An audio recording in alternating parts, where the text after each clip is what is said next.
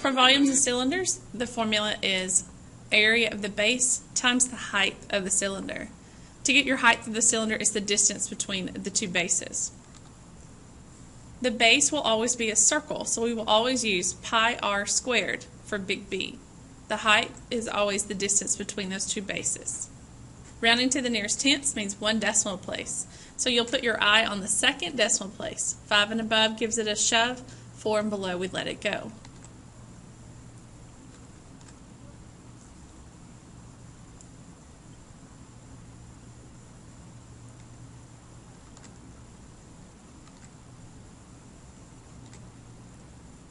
Volume of a cone is 1/3 big B times h. The h value is always perpendicular to the base and comes from the vertex. In this picture, 5 represents the height and 2 is your radius.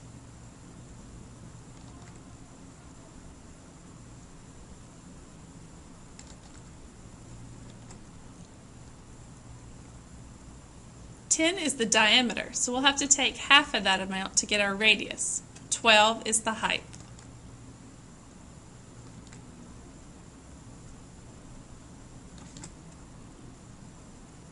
In this example, 9 is the radius. 15 is called the slant height. That is not the h value we are looking for. We need to find our height. Do you see the right triangle?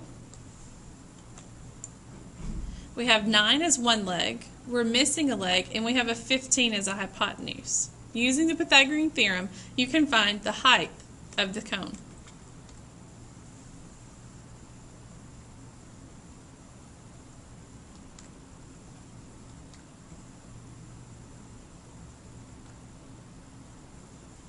"20 is the diameter, 26 is the slant height.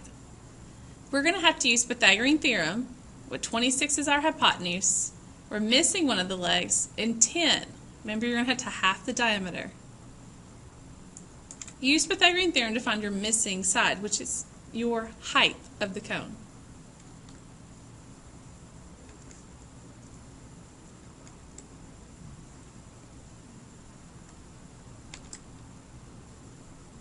This is called a composite figure.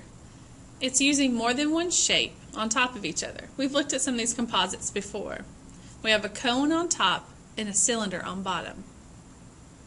13 is the height of the cone, 5 is the radius of the cone, and it's the radius of the cylinder.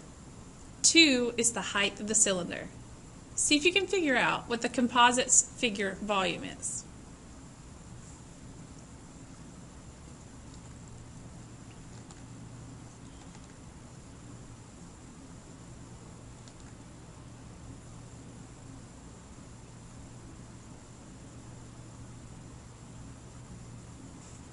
In this composite picture, you have a cube, and then there's a cone that's empty space on the inside.